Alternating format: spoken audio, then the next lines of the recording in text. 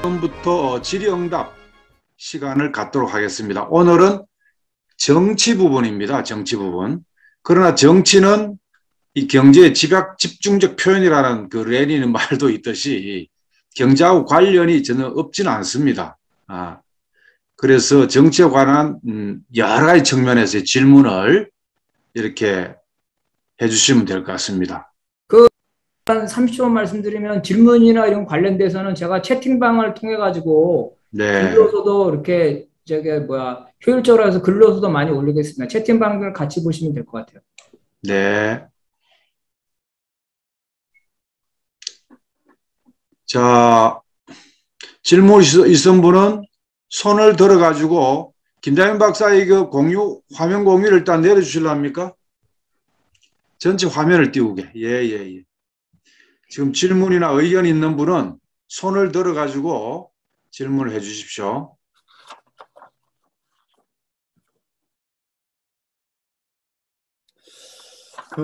제가 질문 먼저 하겠습니다. 하나. 네, 네. 네.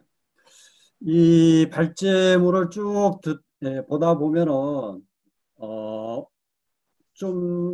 느낌이 있잖아요. 어떤 거냐면은, 내용이 좀 숨이 일관하지는 않는 것 같다. 이런 느낌이 듭니다. 뭐냐면 이제 앞에서는 이제 쭉 어떤 이제 중국의 헌법 체계와 법치에 대해서 자세히 설명하면서 뒤에 가면은 그걸 부정하는 얘기들이 많이 나와요. 그래서 이제 그게 마치 이제 형식적이다. 이런 이제 느낌을 주는데요. 중국의 헌법 현실을 볼 때 헌법은 최고법이지만 최고 규범은 아니다. 이런 이제 표현이 나오거든요. 그래서 중국에서 최고의 정치 규범은 중국 공산당 규약이다. 이처럼 중국 공산당은 헌법을 자신의 통치를 정당화하는 도구로 하려고 하고 있다. 이런 게 이제 뒤에 이제 종합할 때 나오는데 여기서 보면은 어떤 이제 중국 공산당의 이제 통치와 헌법의 내용, 요게 이제 상호 대립되고 모순되는 그래서 헌법은 이제 하나의 형식의 사실은 불과한 거고 실제 내용은 중국 공산당이다. 당의 이제 강령과 규약이다. 이런 식의 이제 좀 들리는 감이 있습니다. 여기에 대해서 정말 이렇게 이제 대립되고 모순되는 것인가 좀 토론을 좀 해봐야 될 사항이 있는 것 같습니다. 제 생각에는 그렇습니다. 지금 이제 한국에서 중국을 이해하는 데서 중국 사회를 이해하는 데서 가장 큰 문제점의 하나가 중국은 하나의 이제 법치가 없는 사회다. 사람도 갑자기 행방불명이 되고 잡아가고 그리고 이제 마치 시진핑이라고 하는 사람 한 사람이 모든 것을 이제 독단하는 것 같다. 이런 식으로 많은 사람들이 이제 이해를 하고 있거든요. 근데 오늘 이제 토론의 주요한 취지는 중국의 어떤 이제 헌법 체계, 법 체계에 관한 어떤 이해라고 생각합니다. 그래서 쭉 발전문에도 이제 제시되다시피 나름대로 엄밀한 상위법으로서의 헌법과 이제 하위법으로서 이제 법 체계 그것을 관철하는 재정과 또 이제 실시와 관련된 조직 체계가 이제 다 있다는 거죠. 이러한 이제 중국의 이제 법치에 대해서 올바르게 이해하는 게 오늘 이제 상당히 토론의 중요한 목적이라고 생각하는데, 근데 이제 발제문에서는 한편으로서는 그걸 제시하면서 또 한편으로는 그게 형식적이다. 결국은 이제 이렇게 부정하는 듯한 그런 이제 문제가 좀 있는 것 같습니다. 여기에 대해서 저는 이제 좀 더 이제 토론하고 싶은데, 발제자께서 그걸 부정하는 것은 사실상 사회주의 법치에 대한 그리고 이제 헌법과 당 강령과의 관계, 당의 이제 용도 방식, 물론 다 이것은 이제 발제문에 나오지만 그걸 정확하게 이해하지 못한 탓이 아닌가. 저는 이제 그런 생각이 들거든요. 질문, 답변을 좀 우선 하면서 다른 분들의 질문을 기다리도록 하겠습니다. 그러니까 저는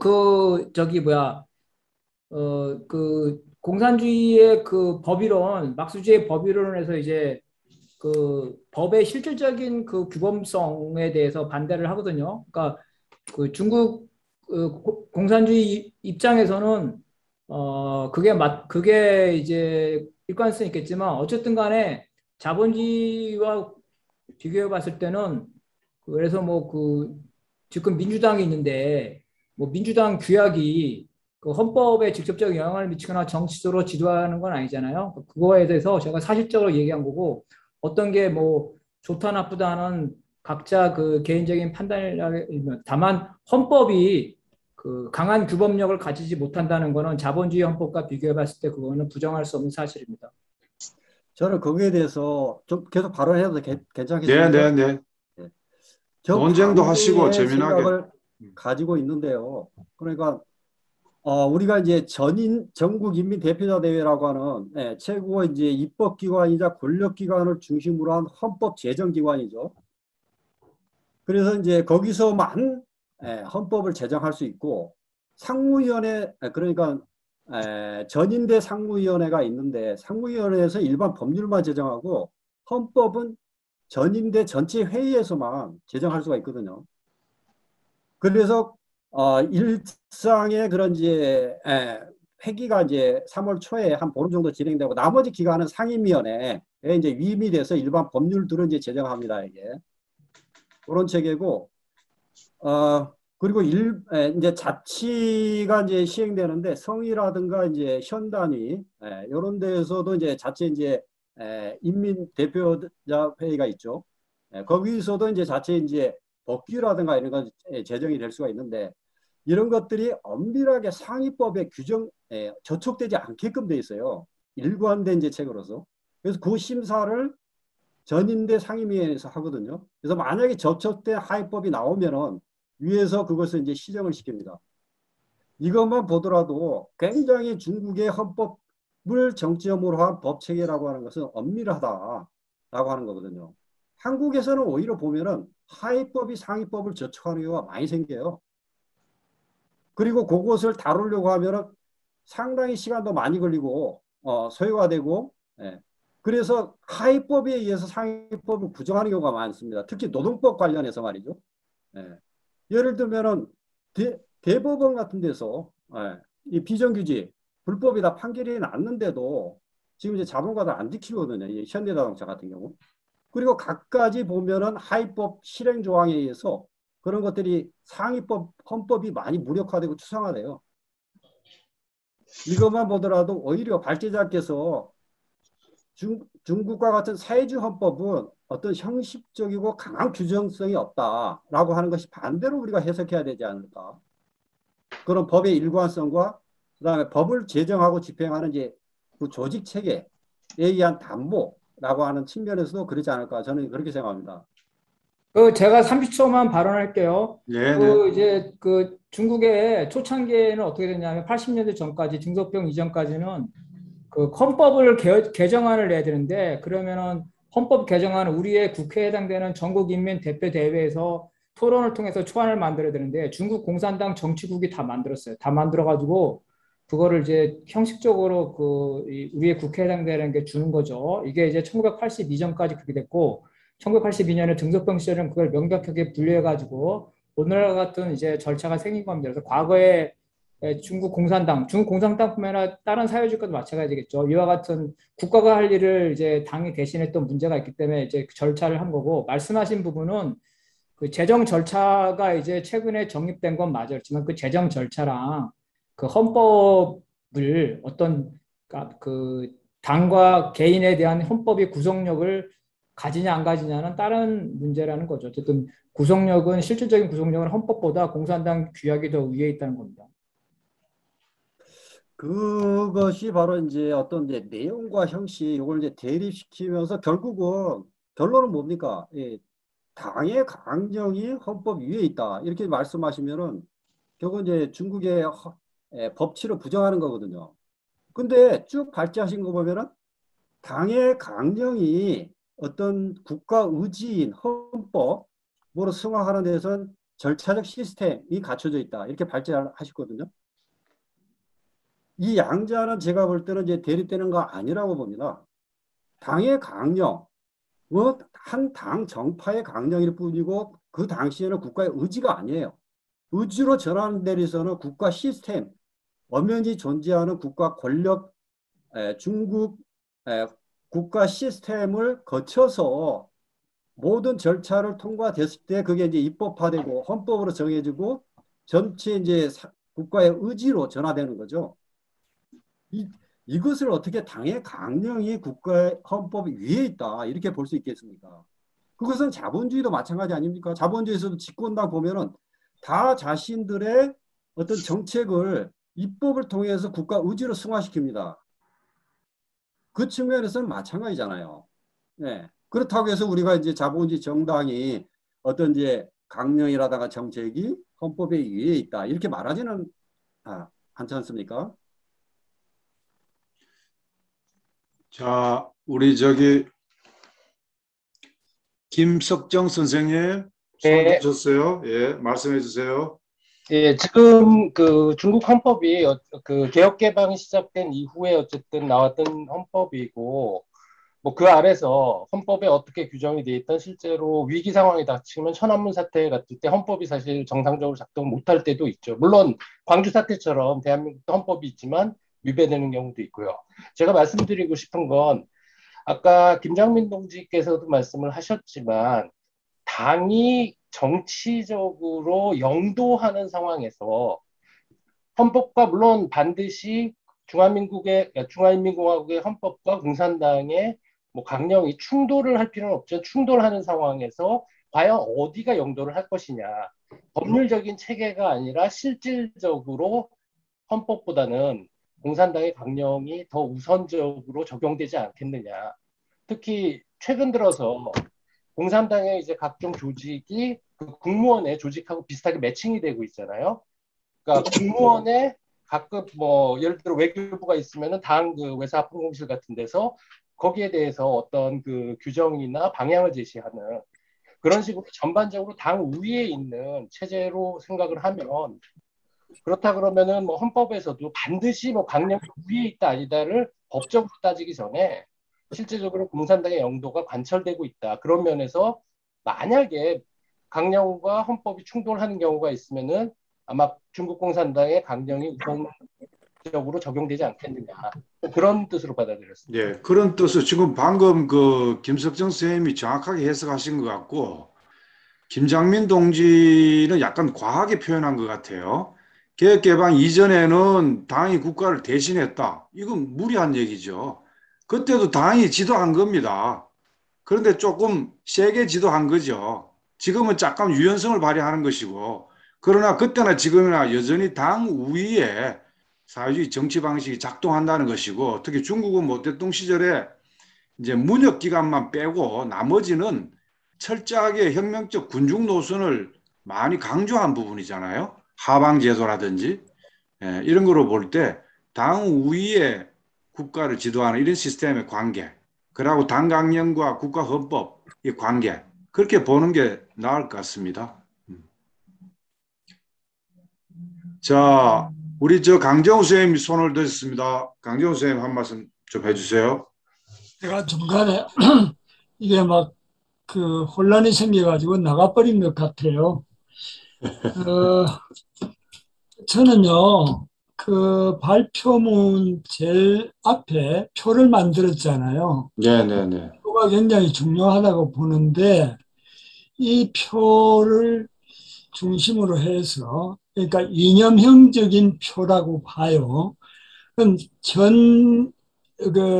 현실 사회주의 중국이나 북이나 베트남이나 쿠바 한 4개 정도가 이 이념형적인 표에서 점수로 매기는 1, 2, 3, 4, 5라든지 이런 식으로 매겨가지고 이 이념형의 어느 현존 사회주의 국가가 더 가까워지느냐.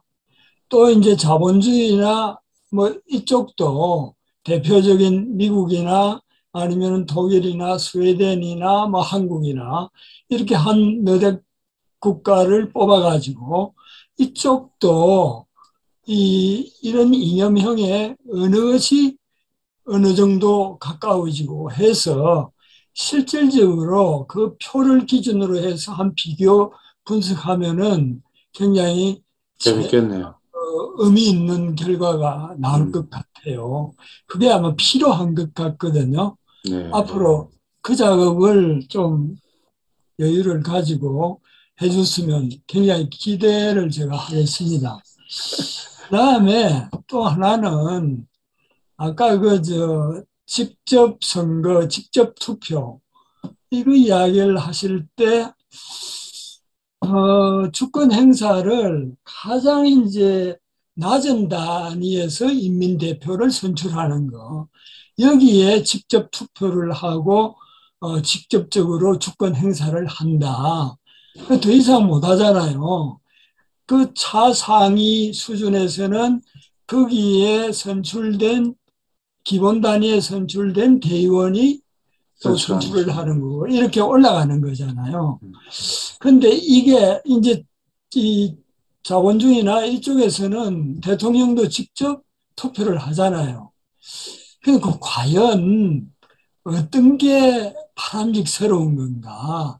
이거 우리 좀 고민을 할 필요가 있을 것 같아요. 저는 이게 가장 낮은 단위에서 인민 대표를 선출할 경우에는 그야말로 우리 동네나 아니면 우리 면에서 누구 하면은 가장 모범적인 사람이다. 리영희 선생님이 그때 하실 때 이야기가 자기 같은 사람은 공산당 당원이 될 수가 없다. 정말로 인민을 위해서 뭔가 뭐를 바치는 이런 헌신적인 사람들, 이런 사람들이 공산당 당원이 되고 대표가 돼야 된다. 이런 거거든요. 그래서 이게 가장 낮은 단위에서 인민대표를 선출하면은 그야말로 그 낮은 단위에서는 가장 훌륭한 사람을 난 선출을 한다고 봐요. 그 다음에 그 사람들이 차상위에 또 대표를 선출을 한다. 이런 것들이 정말 인민이 추구하고 인민이 지향하는 바를 하위 상달인가요? 이런 식으로 하는 거지. 이게 지금 보면은 지금 우리 선거판 뭡니까? 윤석열이 그 땡판 노는 거 이런 게 지금 뭐예요? 이재명이 무슨 대천 뭔가 이런 거에서 묵혀버리잖아요. 여기에 농간이 들어가는 게 뭡니까? 당이라든지 언론이라든지 재벌이라든지 온갖 이 추잡한 세력들. 그러니까 자본주의에서 선거라는 것은 없는 분열도 만들어 가지고 이렇게 깨트림으로 해서 자기들만 함께 뭉치도록 하면 되잖아요.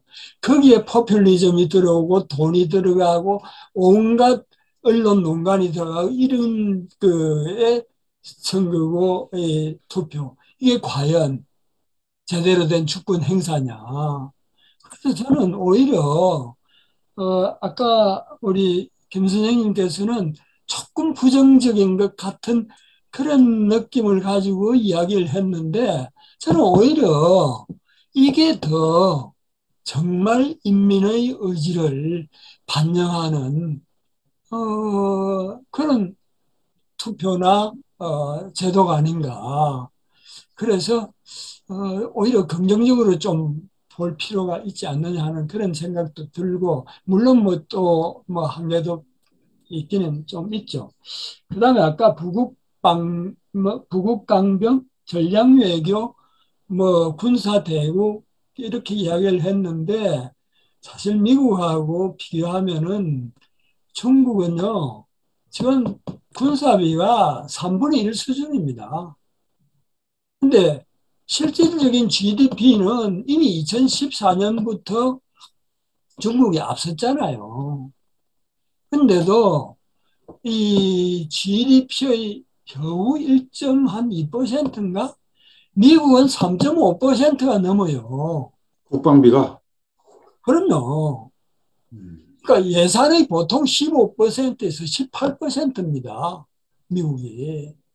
그러니까 이런 이제 분명히 중국의 군사비를 이야기를 할 때는 비교를 해야 되죠. 그러니까 한국의 군사비라는 것도 지금 GDP의 한 2.67? 그리고 2.9까지 높이려는 거 아니에요. 그러니까 한국이 엄청 높죠. 중국보다도. 그래서 중국을 군사 대국화를 꼭 이게 군비 경쟁 이런 시각에서 좀 보려는 거 이런 게 이제 한국 사람들이 제대로 미국을 3.5% 예산의 15%에서 18%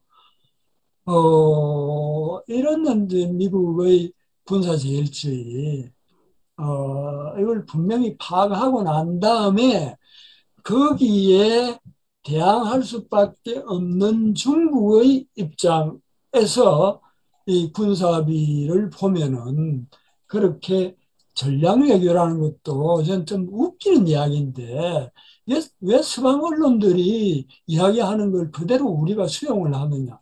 그다음에 저는 북한 그 학자들 토론할 때마다 제가 신경질 내는 게 북이 정상국가화가 돼야 된다 하는 이런 이야기. 전부 다 이 프레임이 다 이 서양에서 부르짖는 프레임이죠. 거기에 우리가 빨려 들어가서는 안 되는데 이 전략외교라든지 글쎄 부국강병 그다음에 군사비의 과대화 이런 거에 대해서는 좀 더 엄밀하게 중국과 미국 사이의 이런 어떤 전략적 경쟁이라는 차원에서 놓고 이걸 좀 봤으면 하는 게 네. 그 관련돼서 제가 1분만 좀 발언하고 싶은데요. 모아가지고 좀 이따가 해주세요. 신영배 동지 그래요? 우선 예. 질문이나 의견 얘기해 예, 주시죠. 예. 저는 우리 법 체계하고 북한만 얘기하고 북한의 법 체계하고는 좀 체계 자체 구성 자체가 다르다 이런 얘기를 좀 드리고 싶습니다. 뭔가 하면 북한의 헌법을 보면 제일 앞에 서문에 3페이지에 가까이 김일성, 김정일주의 사상에 대해서 나옵니다. 그러면서 뭐라고 돼 있는가 하면 제일 처음에 조선인민민주주의공화국은 위대한 김일성 동지와 김일성 동지의 사상과 영도를 구현한 주체의 사회주의 국가다. 이게 헌법 서문의 3페이지 몇 페이지에 달하는 거기에 나옵니다. 그래서 김일성, 김정일주의하고 그런 사상을 법제화했는 게 헌법이다. 또 하나는 뭔가 하면 헌법에 보면 조선노동당 규약이나 이런 것들을 지도적 지침으로 삼고 있다라고 나옵니다. 그래서 또 그런 뿐만 아니라 조선인 11조에 보면 조선인민민주주의공화국은 조선노동당의 영도 밑에 모든 활동을 진행한다. 그래서 북한의 법제가 법치주의에 좀 벗어나는 듯한 그런 발언들은 북한의 법 제도 자체가 우리하게 근본적으로 다르다는 인식을 가져야 됩니다. 헌법의 김일성, 김정일주의나 노동당 규약, 그 다음에 어떤 조선노동당의 영도 이런 것들을 분명하게 명시를 하고 있습니다. 헌법에. 또 뭔가 하면 북한의 헌법들은 보면 헌법이나 법들을 보면 권리보다는 어떤 의무를 좀 많이 하고 있습니다. 그래서 북쪽에 우리 기준으로 뭐 권리를 보면서 권리가 있다 없다 어떻다 뭐 그런 것보다는 북쪽은 집단주의입니다. 사회주의 국가고. 그래서 권리보다는 의무가 좀 구체화되어 있고 또 어떤 사람은 이런 얘기하면 민형사와 구분이 안 돼 있다 이러는데 그런 것들도 사회주의의 특징이 하나입니다. 당이 임명한 검사가 민사 형사까지도 같이 이렇게 할 수 있는 그런 체제의 특성에서 나오는 체계지 이게 뭐 분리가 덜 되어 있다. 인민의 권리가 덜 어떤 보호되고 있다. 또는 법 체계가 법치주의에 벗어난다. 이런 것들은 우리의 시각에서 바라보는 게 아닌가 그런 생각이 듭니다. 이상입니다. 네. 자, 그래서 기본 전제는 자본주의는 계급사회입니다. 지배계급이 그들의 이익을 대변하는 정당이 우위에 서가지고 국가를 통치하는 것이고, 사회주의는 명색이 잘하든 못하든 이 노동개혁과 근로민중의 이 이익을 실현하는 그런 어떤 그 당의 우위가 서가지고 국가를 지도하는 이런 관계고, 또 이제 남아있는 이제 이 저항 세력 이런 것을로부터 이 주권을 수호하기 위해서 이른바 프롤레타리아 독재, 인민민주 독재 형태로 이제 일당 지도정당이 있고, 우당과의 나머지하고는 우당과의 관계를 맺고, 또 사람 선출하는 방식도 가장 기초 단위에 뽑아놓고 나머지는 간접선거죠. 그런데 그걸 평면적으로 보면은 우리는 시장도 뽑고 시의원도 뽑고 도의원도 뽑고 표를 몇 번을 행사합니까? 국회의원, 대통령까지. 그런데 중국에서는 하고 싶어도 못할 것 같아요. 14억 인구가 주석을 뽑기 위해서 직접 투표한다. 그럼 폭동이 일어나고 난리가 나겠죠. 이제 그리고 중국은 또 이제 정협이라고 있잖아요. 아까 발제했듯이 그 다당 우당도 관리할 뿐만 아니라 다민족 이걸 흡수해서 정협과 이제 전인대 이 양수리바퀴를 돌리면서 이민을 대변하고 있다는 큰 장점이 또 있고, 그런 차이들이 근본 차이를 유념하면서 현상적인 제도를 비교를 해야 될 것 같아요. 그렇지 않으면은 자, 김장민 동지 좀 예. 질문에 답변 좀 예, 해주시고. 제가 그냥 딱 두 가지만, 나머지는 제가 채팅방에 올렸으니까 보시면 될 것 같고요. 네. 내외관계에 관해서 강정구 선생님이 말했는데, 중국은 일본과 비슷해요. 가해자이면서 피해자라는 거예요, 역사적으로. 그리고 현실도 중국은 한편으로는 그 미국에 대해서는 그 도전하고 약자의 측면이지만 주변국에 대해서는 공포감을 불러일으키고 있거든요. 그래서 이러한 중국의 어떤 그 군사력을 강화하는 것, 이런 것들이 중국 사람들에게 그 서방에 대한 과거의 피해 의식이라는 부분에서는 일정 부분 동의가 되지만, 주변국에게 있어서는 상당한 그 공포와 압박을, 실제로 우리 사드 문제에 대해서 중국이 그런 행태를 보이고 있다는 거예요. 그래서 실제 헌법에 중화민족의 위대한 부흥이라는 걸 했거든요. 중국이 세계 지도국가로서 지도력을 발휘하려면은 그런 과거의 피해 의식에서 벗어나서 민족주의가 아니라 서로 간에 그 민족과 민족의 존중하면서 대등한 관계에서 평화 공존한다는 자기 헌법에 나온 그거를 해야지, 지금 현재 가해자이면서 피해자인 이러한 두 가지 지유 중에서 피해자 의식은 저는 버려야 된다고. 그렇지 않고서는 미국과의 관계가 아니라 주변국에게 우려를 불러준다는 것. 또 한편으로는 사회주의 체제의 평가에 있어서 중요한 건요, 우리가 사회주의를 주장할 때 사람들이 살고 싶어하는 사회주의냐예요. 그러니까 북한 입장에서 내재적으로는 정당성이 있다, 중국 입장에 그게 중요한 게 아니라, 그거는 우리가 일반 대중들한테 사회주의가 좋은 나라가 할 때, 지금과 같은 북한에서 살고 싶냐, 지금과 같은 중국에서 살고 싶냐, 공산당이 그렇게 다 하는, 일당이 하는데 그래서 살고 싶냐, 다른 정당이 입후보하지 못하는 살고, 이거 우리가 살고 싶은 나라가 어떠냐는 그런 관점에서 봐야 되는 거지, 중국이나 북한을 그 나라를 정당화하는 관점은 실천적으로 저는 큰 의미가 없다 보고요. 우리가 사는 자본주의에서 그런 면에서 볼 때 저는 그 장점과 단점을 냉정하게 그 평가하는 게 좋지, 그 내재적 접근이라는 거는 별로 실천적이지 않다고 생각합니다. 그 김장민 동지 저렇게 이제 얘기를 하면은 상당히 이제 논쟁거리가 많아집니다. 그렇습니다. 정말 여러 가지 말씀드리고 싶은데, 뭐 이제 사드 문제도 그렇고, 근데 오늘의 주제는 헌법 문제니까 법률에 여기 이제 집중해서 좀 이제 얘기를 하고 싶습니다. 아까 이제 어떤 분께서 헌법과 당강령 관계에 있어서 무엇이 더 근원적이고 우위에 있느냐. 저는 오늘 주제 중에서 상당히 이게 재미있는 토론 주제인 것 같아요. 물론 이제 중국 헌법의 주요한 내용들은 당강령으로부터 나옵니다. 근데 그렇다고 해서 당강령이 우위에 있어서 헌법이 만약에 당강령을 부정하면 언제든지 당이 또 헌법을 무력화시키는 이런 식인가. 이거 상당히 중요한 주제거든요. 그렇다면 이제 법치라고 하는 게 성립이 안 되고, 결국 그렇게 우리가 중국 사회의 현재의 법체계, 헌법과 당강령 관계를 이해할 것인가, 이런 문제입니다. 그래서 아까 이제 그분께서 예로 천안문 사태 같은 비상사태가 났을 때는 결국 부정하지 않느냐. 당의 이제 논리로서 가지 않느냐. 이렇게 말씀하셨는데 그건 어느 사회나 마찬가지입니다. 이건 아주 극단적인 사회고 한국도 이제 만약에 이제 뭡니까? 예, 촛불혁명이 좀 더 과격한 주장이 나왔다 한다면은 이제 박근혜 때 쿠데타가 그때 이제 뭡니까? 다시 검토되지 않았습니까? 그런 상황이었을 텐데 다행히 이제 촛불의 그 요구가 그런 수위를 안 넘었기 때문에 이런 이제 헌법 질서가 지켜질 수 있었던 거고 미국도 지난번에 그 뭡니까? 이 선거 끝나고 나서 이게 충돌하는 거 보면 장난이 아니죠.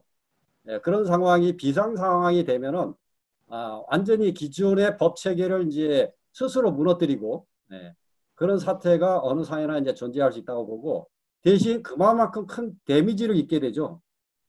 그동안에 너네가 주장했던 법치라고 하는 의미가 뭐냐? 다 형식 아니냐? 이렇게 이제 권력의 정당성에 두고두고 오점을 남기 때문에 사실 법치라고 하는 선언을 쉽게 할 수 없는 거라고 생각합니다. 사회주의도 마찬가지라고 보거든요.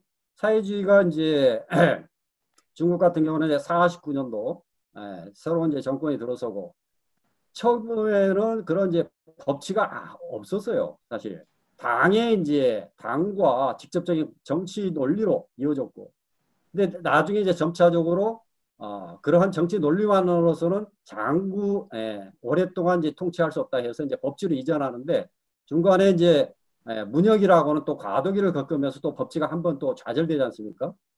근데 이게 결국은 등소평이 등장하면서 법치의 중요성을 다시 이제 등소평이 제기한다고요. 왜 문혁이 일어났느냐? 법치가 세워지지 않았기 때문에 그렇다. 그래서 사회주의가 오래 계속되려면은 법에 입각한 통치로 넘어가야 된다. 하나의 이제 이행 발전 그걸 위한 이제 조건이 중국에서는 이제 성숙했다는 거고. 그래서 지금 보면은 사실은 거의 모든 행위에 국가 행위에 대해서 법률들의 기초에서 이루어집니다. 먼저 국가가 뭘 하기 위해서는 법을 정해요. 전인대를 통해서. 그리고 거기에 입각해서 어떤 행동을 하죠. 시스템적으로 보면 아무 이상이 없어요. 문제가 없다는 거죠. 그래서 만약에 아까 그분께서 제기한 대로 또 충돌이 일어나면 만약에 그런 사태가 되면 이제 중국 사회주의의 어떤 상당한 데미지를 입는 거고 저는 웬만한 상황에서는 일어나지 가능성은 적다. 추상적인 가능성은 다 존재하지만은 없는 거고 대신 우리가 그런 어떤 추상적 앞으로 몇천 분의 일 또는 몇만 분의 일 추상적 가능성 때문에 중국의 법치를 부정하는 게 아니라 중국의 지금의 법치의 성과가 어느 정도까지 가 있는가, 얼마만큼 엄밀하고 일관된 체계로 지켜지고 있는가. 한국 언론들이 보고도 하는 것처럼 막 사람들을 함부로 잡아가고 갑자기 행방불명이 되고 이런 사회인가. 또 언제든지 시진핑 같은 사람이 등장해가지고 또 이제 독재할 수 있는 사회인가. 이런 식의 허술한 법치 체계인가. 라는 점을 우리가 오늘 토론을 통해서 판단할 수 있다면 아니다. 중국은 상당히 그동안에 나름대로 이제 엄밀한 자기 법의 내용과 절차를 구축해서 다시 1인 독재로 돌아가기는 힘든 사회이다. 시스템 사회가 됐다. 이걸 이해할 수 있다면 오늘 토론의 중요한 성과라고 생각합니다. 네. 시간이 어떻게 되나요? 좀 이야기 시간 아직 많이 남았습니다. 10시까지는 충분히 할 수 있으니까요. 네. 지금 얘기 좀. 네. 그럼 제가 좀 이야기를 하죠. 네. 저는 우리 김장민 선생 지금 조금 전에 한 이야기 보고 상당히 좀 놀랐는데 어떤 면에서는 우리 일반 좀 그 중국 혐오주의 그런 인식과 뭐가 다르냐 하는 그런 느낌까지 받았어요. 근데 한번 물어봅시다. 이 사드 가지고 중국이 그렇게 반응을 한다? 중국 입장에서는 어떻죠? 사드라는 게 MD 체계 아닙니까? MD 체계라는 거는 그게 제대로 작동이 된다면은 예를 들어서 미국이 중국에 핵 공격을 했다. 그러면은 중국은 여기에서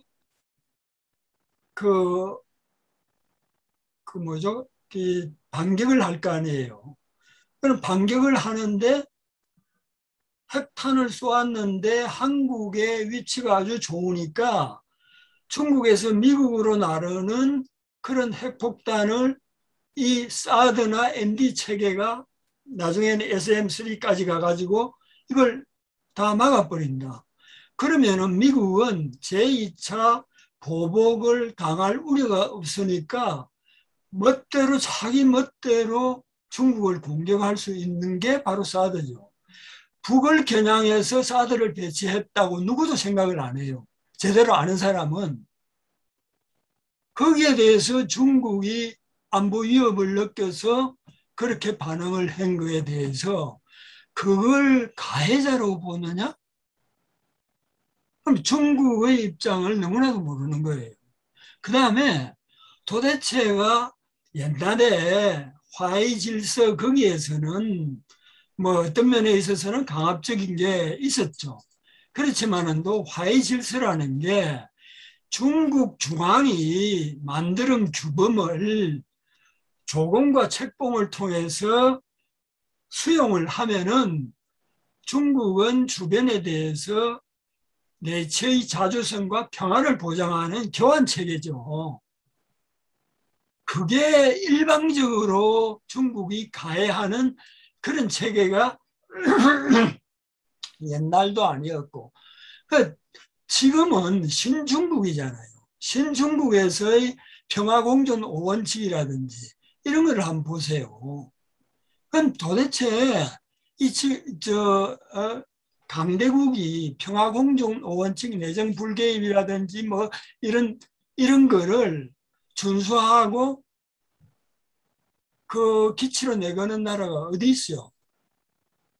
그 다음에 실질적으로 중국이 베트남하고 전쟁 치르고 난 다음에 가해자로서 다른 데 침략을 했다거나 한 적이 어디 있어요? 그러니까 이걸 피해자로서의 중국만 이야기를 하고 가해자로서의 중국을 이야기하지 않는다 하는 거에 과연 역사적 사실과 얼마나 일치하느냐 이걸 분명히 좀 해야 될 것 같고 오죽했으면 카트가 그랬겠어요. 중국은 그 베트남하고 전쟁 이후에 1페니도 전쟁에서 돈을 투입하지 않았다. 그런데 미국은 무려 3조 달러 이상 전쟁 비용으로 썼다. 그러니까 미국의 인프라가 엉망이고 미국보다 중국이 앞서는 게 당연한 이야기다. 이게 카트 이야기예요. 그러니까 피해자 가해자라고 이렇게 보는 거는 좀 더 우리가 경험적인 자료를 가지고 판단을 해야 될 것 같고 그 다음에 내재적 접근이라고 그러는데 제가 이야기한 게 내재적 접근에 기반을 둔 이야기는 아니에요. 근데 내재적 접근이 필요하죠. 그렇지만 보편적 규범이나 보편성과 내재적 접근과는 서로 결합이 돼야 돼요. 저는 계속 그렇게 주장을 해왔는데 그걸 분명히 구분을 해야 되고 중국의 인민들이 원하고 북의 인민들이 원하는 것을 수용을 해야 한다는데 요 최근에 환추15에서 중국의 여론조사인 거 한번 보셨어요? 그거 한번 보세요. 보면은 지금 김장민 선생이 생각하고 있는 중국 인민이 중국 공산당이나 중국 국가에 대한 평가가 천지차예요. 거기 보면은 중국 젊은이들이 우리가 서방보다도 앞서는 게 뭐 여러 가지가 있다. 뭐 통치력이라든지 뭐 경제력이라 다 있는데 그 중에 세 번째인가 두 번째인가 나온 게 인권이에요. 코로나를 계기로 해가지고 도대체 미국의 인권이 어디에 있느냐? 인권이라는 게 뭡니까? 인간이 인간으로서 존엄성을 가지고 살아갈 수 있는 조건을 부여받을 권리죠. 그런데 미국은 지금 70만이 죽었어요. 중국 얼마 죽었습니까? 코로나 때문에. 5천 명 미만입니다. 14억 인구에. 그러니까 중국 인민들이 볼 때는 미국이라는 것은 인권 중에 최상위 인권이 생명권이죠. 생명권을 국가가 지키지 못하는 이런 서방의 나라가 이게 무슨 놈의 인권 사회냐.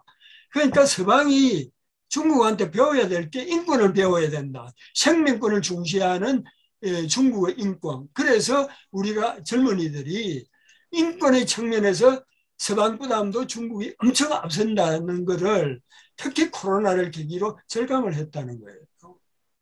그러니까 이런 여러 가지 측면에서 보면은 그러니까 인민의 요구가 과연 중국 인민의 요구가 뭔지 이걸 정확하게 지금 파악을 하고 지금 중국의 공산당이나 중국의 정부가 인민의 요구를 수용을 하지 못하고 인민과 배반되는 그런 어떤 길로 가고 있는 것처럼 이렇게 뉘앙스를 풍기면서 이야기를 하는데 예. 거기에 대해서는 굉장히 실망이에요.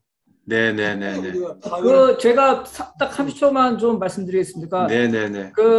우리가 이제 미국의 제국주의를 싫어하지만 그렇다 해서 중국이나 과거 사회주의가의 패권주의나 팽창주의를 원정적으로 바라볼 수가 없다는 거예요. 우리는 미국의 제국주의와 중국이나 러시아와 같은 그 팽창주의, 패권주의 사이에 있기 때문에 양자에 대해서 균형적인 시각을 가져야 되는 그럼 우리는 어떻게 갈 것이냐의 문제에서 미국의 제국주의만큼은 아니지만 중국의 팽창주의, 패권주의에 대해서는 분명히 우리가 경계를 해야 된다는 거. 사드 문제에서 정책적으로 푸는 게 아니라 정부 주도의 경제 제재나 그다음에 불매와 같은 일반 대중의 민족주의에 호소하는 방식은 앞으로 지도국가로서 중국이 해야 될 대국으로서 취할 태도가 아니라고 저는 생각합니다. 근데 민족주의에 대한 그렇게 거부 반응을 가지는 것 자체가 제3세계 지식인으로서 제대로 갖춰야 될 기본적인 그게 아니라고 봅니다. 그리고 아니 우리가 아편 전쟁 이후에 중국이 외세의 침탈에 의해서 그런 어떤 굴욕의 세기를 당한 것, 우리 조선이 일본 놈들 강점을 당하고 미국 놈들에 의해서 분단이 되고 전쟁을 치르고 지금까지도 하고 있는 거, 여기에서 민족의 자정과 민족의 통일과 이런 거를 이 제3세계의 민족주의 그런 독일이나 이런 데 민족주의가 아니죠. 네.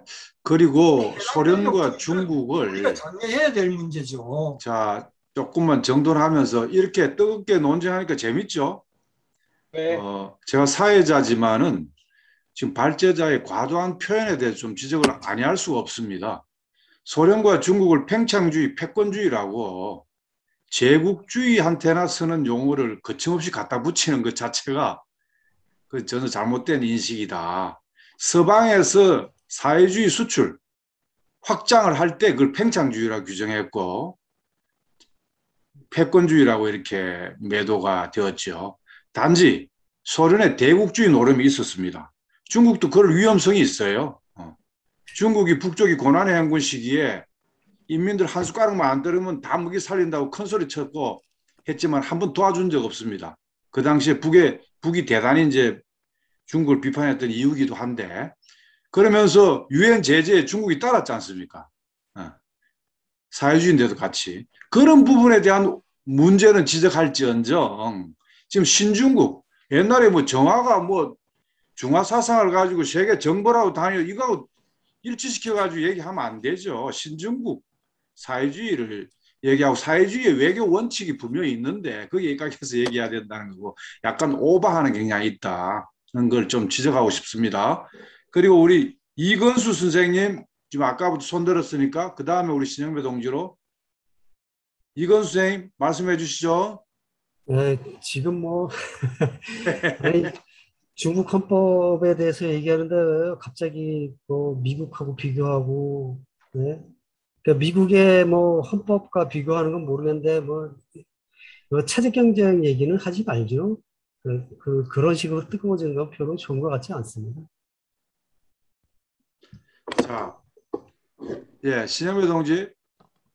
예, 간단히 한 말씀 드리려고 하는데 일단은 전제를 자본주의보다는 근로인민이 주인이 되고 근로인민에게 복무하는 사회주의 제도가 바람직하다는 전제하에서 좀 드리겠습니다.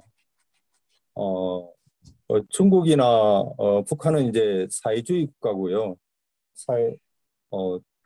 그쪽에서 이제 가장 어떤 중시하는 것들이 소위 말해서 어떤 반혁명 세력 이런 거에 대해서 체제 방어도 해야 되고 또 인민들한테 어떤 교육, 사상 교육 같은 것도 해서 계도해야 되는 이런 부분들이 일정 부분 강제력을 사용할 수밖에 없고 독재적인 그런 힘을 사용할 수밖에 없다. 만약 그런 것들이 여기에서 강제력이나 독재를 부정을 한다면 그거는 정말 낭만적인 사회주의자에 지나지 않을 겁니다. 현실 사회주의에서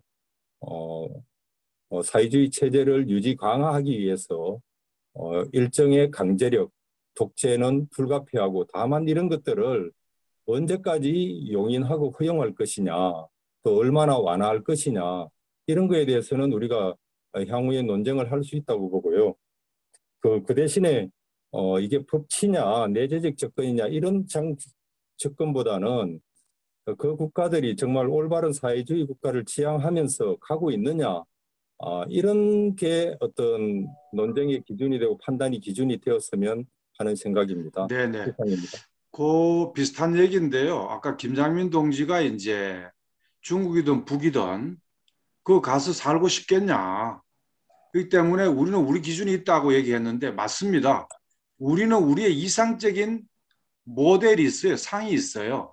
근데 이 상에 이르기 위해서는 현존하는 사회주의의 우여곡절에 대해서 인민들의 요구와 지향에 대해서 알아야 우리 한국은 지금 1인당 3만 달러거든요.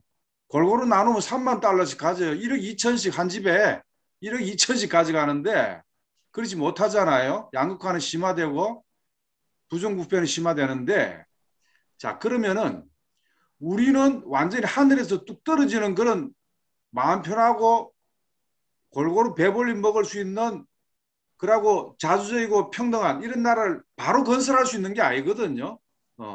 그래서 망한 소련도 연구하고 소련을 추종하다가 따라서 망한 동구도 연구하고 현존하는 사회주의라고 하는 특색 있는 우리식 사회주의 북한, 중국 특색 사회주의, 베트남, 쿠바 연구하는 이유는 우리도 우리 환경에 맞는 걸 지향해 나가기 위한 것이거든요. 그런 점에서 지금 현존하는 것을 잘 이해하기 위해서 혁신과 개성, 개성과 혁신의 변정법으로 잘 하기 위해서라도 내재적 관점으로 그 나라를 봐야 되지 우리가 설정한 기준에 맞지 않는다 그래서 융단 포격을 가해요. 뭐 중국을 국가자본주의라 규정하고 베트남은 이미 맛이 완전히 간 자본주의고 이렇게 하면은 허무주의에 빠집니다. 허무주의에 빠지죠. 네, 그래서 그런 관점은 지금 일부 우리 운동권 내에 또는 그 좌파 이론가 내에 그런 사람들이 있어요. 다 부정해버려. 다 국가자본주의로 갔다고 얘기를 하고 자기는 사회주의고 공산주의를 지향한다고 그러는데 도대체 그러면은 그렇게 접근해서는 안 된다고 보면 역사를 부정하는 그런 태도는 옳지 않다고 봅니다. 자, 또 네, 발제문에 대해서 몇 가지 더 제기할 문제가 있는데요. 그 발제문에 보면은 전국인민대표대회의 위상이 모호하다. 형식적으로 이제 최고 권력기관으로 규정을 해놨는데 헌법상. 그러나 발제문에서는 위상이 모호하다 이렇게 이제 지적을 했거든요. 그 이유가 이제 주로 이제 선출 방식에 있어서 상원과 의원의 성격을 같이 갖고 있다. 이런 이제 제기를 하셨는데 저는 물론 현 단위 우리나라 치면 이제 군 단위까지는 이제 직접 선거고 그 이상이 되면은 이제 간접 선거로 들어가지 않습니까? 네. 이런 선출 방식이 차이가 있기는 하지만은 이것이 전인대의 중국 최고 권력기관 요로부터 이제 입법, 사법, 행정이 다 나오는 최고 권력기관의 위상에 문제가 있는 건 아니다. 그걸 부정해서는 안 된다. 이 점을 제기하고 싶고 또 비슷하게 이제 둘째, 전국인민대표대회 대표의 신분 보장이 미흡하다. 그래서 두 번 이유 없이 빠지면은 퇴각시킬 수 있다. 퇴장시킬 수 있다. 이런 규정을 두셨는데 이것도 저로서는 이제 동의하기가 어려웠는데 신분 보장이 충분히 된다. 이게 이제 전부 이제 발제문에 나와 있거든요. 임기 기간에 체포할 수 없고 또 체포하기 위해서는 상임위원회의 더 동의라든가 이게 받아야 되고 우리 국회만큼 충분히 보장이 된다. 이런 점을 지적하고 싶고요. 또 셋째, 전국인민대표대회에 대해 선출 방식이 평등선거에 반한다. 이건 아마 이제 인구 비례에 의해서 정확하게 뽑히지 않고 있다. 이걸 지적하신 것 같은데 그건 아니라고 봅니다. 네. 그 이제 예컨대 농촌 개혁개방 초기 당시에 12억 인구 중에 10억이 농촌 인구고 2억이 도시 인구였단 말이죠. 만약에 그대로 인구 비례로 하게 되면은 절대 다수의 농민들이 농촌 출신들이 이제 그 전인대를 장악하게 되는데 그러면은 노동자 계급의 어떤 지도성이라든가 전반적인 사회 수준에 볼 때 도시가 앞서는데 과도한 이제 대변일 수 있다. 또 전인대의 선출 방식 자체가 단순한 어떤 이제 선출 방식이 아니고 부문 비례대표 있잖아요. 민족 대표, 그 다음에 군대라고 하는 이제 직업단체까지 총포괄하는 물론 이제 다수 인구 비례에 기초하지만은 여성 대표라든가 이런 제반을 조합하는 선거 방식을 취하고 있기 때문에 발제문에서 평가하신 대로 이제 선출 방식이 평등 선거에 반한다. 그 부분에 대해서는 좀 재고할 필요가 있지 않나 생각됩니다. 네, 김석정 씨. 네. 제가 아까 그 말씀드린 거에 대해서 김정호 동지 말씀에 전 대부분 동의하고, 그러니까 일단 중국 공산당이 영도했던 거에 선진성이라든지 그 개혁은 동의를 하는데, 제가 아까 말씀을 드렸던 거는 예를 들어 광주항쟁 때 발포를 했던 사람들은 결국은 반헌법적인 세력이고 사람이 됐는데 중국 공산당은 천안문 이후에 반헌법인 조직이 되진 않았어요. 그러니까 그런 갈등이 어떤 식으로 해소되냐면 결국은 당의 우위 속에서 해석되고, 그게 법률적인 문제가 아니라 아까 그 김장민 동지 발표하셨듯이 어떤 정치적 영도성, 그런 걸로 해소가 된다. 전 미래에 그런 일이 일어날 거라는 뭐 그런 가능성은 생각할 필요가 없다고 보고, 전반적으로 그런 것이 관철돼 가고 있는 거라고 말씀을 드리고 싶습니다. 네. 뭐 천안문 사태에 대한 그 한 주제만 가지고도 논란이 많은데 그걸 평면적으로 비교해 가지고 중국이 강권, 철권, 인민을 학살하는 이런 것으로 평면적으로 비교해서 하는 경우가 꽤 있습니다. 그러나 만일 천안문 사태 때 그걸 허용을 하고 자유주의적으로 임하고 방임을 했으면은 중국 체제가 거의 뭐 무너져 버렸겠죠. 개혁 개방도 제대로 할 수가 없었을 것입니다. 그런 그 체제의 차이에서 오는 이런 거를 이해하지 못한 채 비교하는 걸 곤란하고, 근데 제가 이제 김정호 박사한테 그 살았기 때문에 하나 질문을 드리면은요, 중국이 그 생산력을 향상시키는 이 과정에서 매우 강조하잖아요. 초급 사회주의라고 얘기하고 생산력 향상에 매우 집중을 하는데, 이 공동체 정신이 있잖아요. 사상 문화적인 측면에 있어서 시장도 활용하고 이러다 보니까 이 빈부격차도 일부 있었고 선불원도 있어서 뭐 앞서가는 데 있고 앞선 지역에 있어서 나중에 그 혜택이 다 퍼지게 하고 지금은 조화사회를 부르짖고 뭐 최저임금도 더 올리고 이렇게 하지만 지금까지의 과정 속에서 이 개인주의, 이기주의, 사상 문화가 상당히 퍼지지 않았나. 이를 시정하기 위해서 얼마나 노력을 하는가. 심지어는 문화대혁명 시기에 그런 급진적인 계급투쟁이 없었으면 오늘날 이런 유연성을 발휘할 수 있었겠나라고까지 얘기를 하는데 그런 점에 좀 취약한 거 아니냐는 거죠. 저는 이제 그 점에 대해서 이렇게 생각합니다. 뭐냐면은 중국이 생산력 발전을 제1의 과제로 두고 있지만은 절대 그것만 강조하지 않거든요. 이미 등소병 시대부터 3대 건설을 얘기했습니다. 뭐냐면은 경제건설, 정치건설, 그 다음에 뭡니까? 문화건설입니다. 문화건설. 그리고 이제 장점인 후진타워 가면서 이제 두 개가 더 추가가 됐죠. 뭐냐면 이제 사회건설, 그 다음에 환경건설이죠. 그래서 지금은 5대 건설이 됐어요.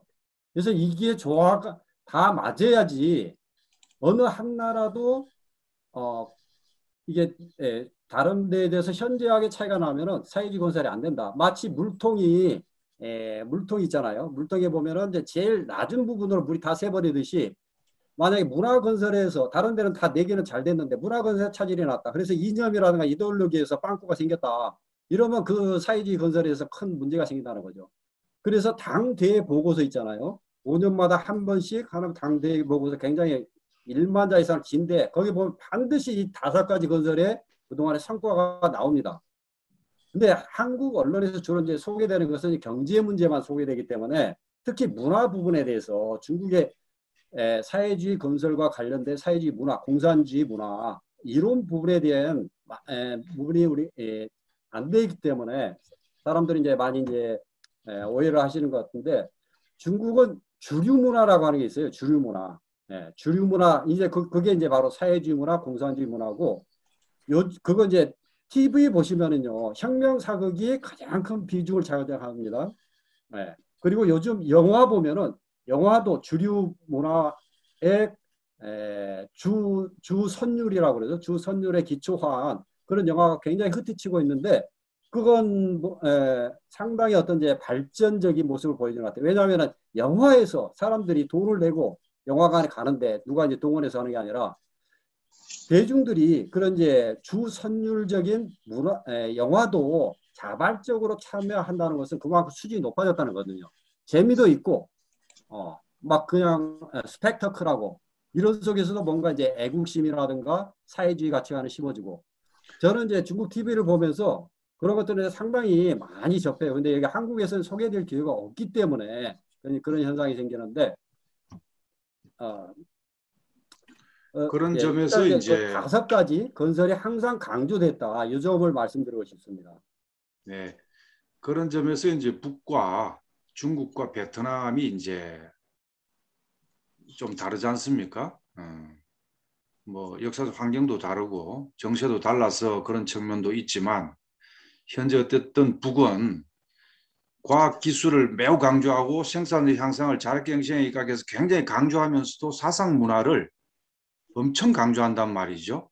그러고 한 가정을 비유하면서 이제 공동체 정신을 굉장히 강조하는 데 비해서 베트남이나 이제 중국은 북하고는 좀 다르다 하는 생각이 들어요. 그리고 또 하나 질문은 이 김정호 박사가 답변을 할 수밖에 없을 것 같은데 예를 들어 시진핑하고의 정적이었던 중경의 그 당서기 오실라요. 오실라이 같은 경우가 이 대련으로부터 해서 여러 가지 모범을 세웠고 오히려 모범을 확 우리가 배우러 갈 정도로 우리 김세균 교수 같은 분은 오실라이 중경을 방문해서 사회주의의 새로운 모델을 연구해야 되겠다고까지 얘기했는데 얼마 안 가가지고는 완전히 이상하게 말려가지고 그렇게 됐는데 아까 예를 들어서 기초 단위에 있어서 대의원을 뽑고 나머지는 그 사람들이 간접 선거를 해도 이게 잘 유지되려면은 지도자가 간부가 철저하게 인민에게 복무함 그래하고 깨끗하고 부정부패 안 하고 존경받고 헌신적이고 자기 희생하고 이렇게 돼야 되는데 현재 중공당이 어떠냐 이거죠. 그런 점에서 볼 때 어떻게 보십니까? 그러니까 중국이 시장 경제를 하면서 사실 이제 부정부패가 자연스럽게 많아질 수가 없습니다.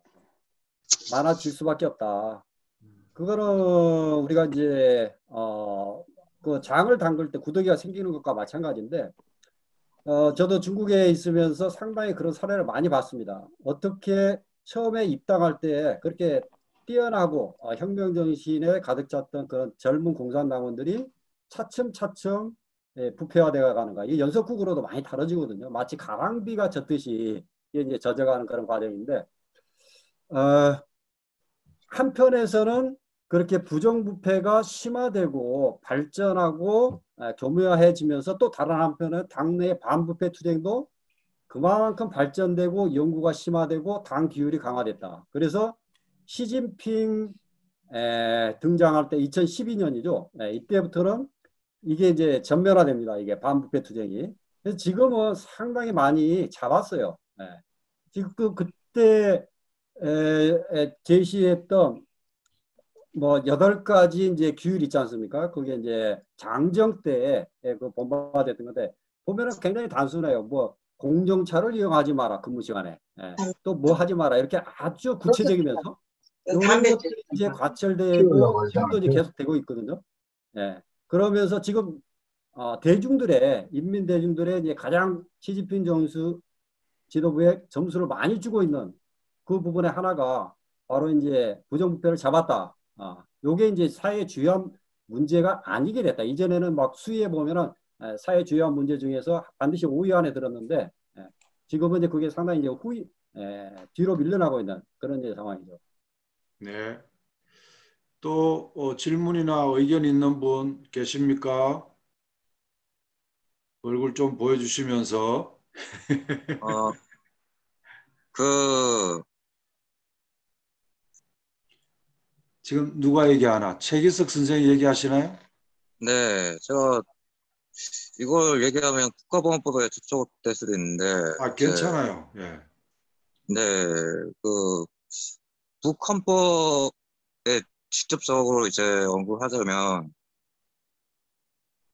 이제 대한민국의 헌법 같은 경우 이제 뭐, 지난 봉건 세기, 그러니까 봉건주의 세계에 있던 그 헌법도 어떤 세계, 이제 시대에 비하면 이제 인권적인 측면에서 많이 좋기도 하고 하지만, 이제 계급주의나 그런 면에서는 전혀 구체적이지도 않고 이제 아예 규정조차 하고 있지 않잖아요.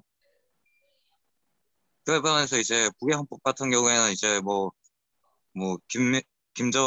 김일성 김정일주의라고 이제 명시해놨지만 앞에 처음에 이제 좀 누가 보면 이제 구구절절하게 이제 이렇게 서술을 해놨지만 분명히 이제 그 헌법 이제 조문에 각각 들어가면 이제 계급 노선에 대해서 이제 분명히 이제 입장하고 이제 규정을 해놨고 또 이제 그냥 구체적으로 들어가가지고 이제 사법행정적인 이제 기관들 있잖아요. 그걸 대한민국과 비교해 보자면 아까 전에도 그 살짝 비교가 된 걸 봤었는데 이제 검찰총장을 선출하는 이제 과정에서 비교해봐도 이제 이제 북의 이제 선출 방식이 좀 더 민주적이라고 보긴 하지만 더 중요한 건 이제 법원이나 이제 경찰에서 경찰총장이라든지 이제 법관을 선출하는 과정에서의 그 민주적 절차가 더 대한민국하고 비교가 된다고 생각하거든요. 네, 그쪽이 낫다 이 말이죠. 구체적으로 말하자면 이제 그러니까 최고인민회의에서 네, 선출을 하니까요.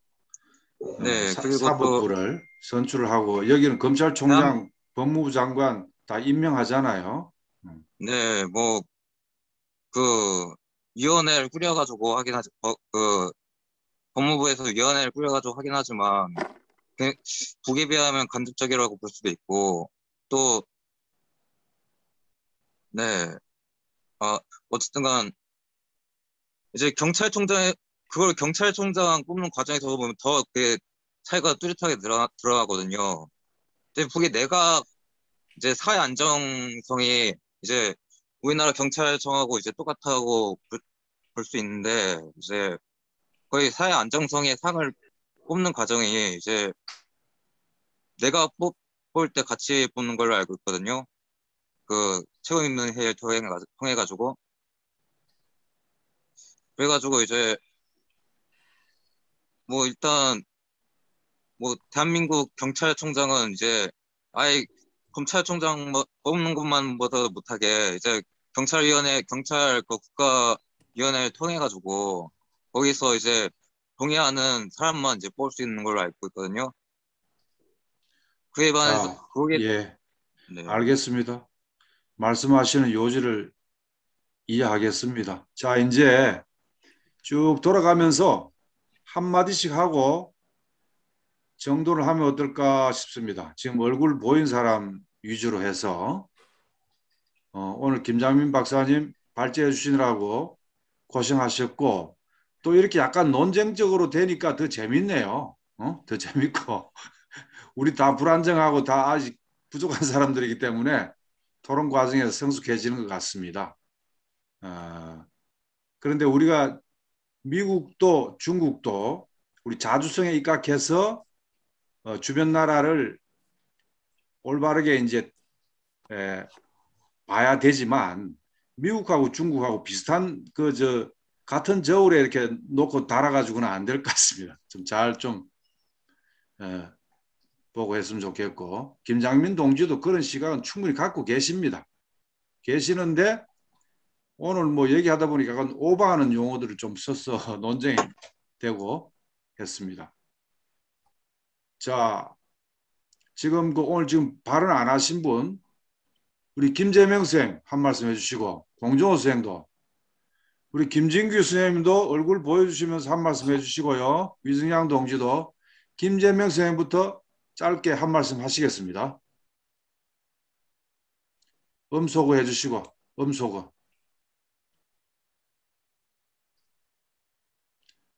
안 되고 있어요. 김재명 선생님 안 들려 김재명 선생님 안 들려요. 자 공정호 이제 예. 네. 예, 죄송합니다. 한 말씀 해주세요. 예, 오늘 발제하신 김장민 박사님 말씀 잘 들었고요. 또 토론에 나서주신 다른 두 분, 여러분들 말씀도 공부가 많이 됐습니다. 하여튼 오늘 수고 많으셨습니다. 네. 우리 사회 보시느라고 우리 정 선생님도 수고가 많으셨습니다. 네. 저는 사회주의자입니다. 진정한 사회주의자. 예. 맨날 사회입니다. 사회. 발제 좀 해야 되는데 이제. 공정호 선생님 한 말씀 해주시죠.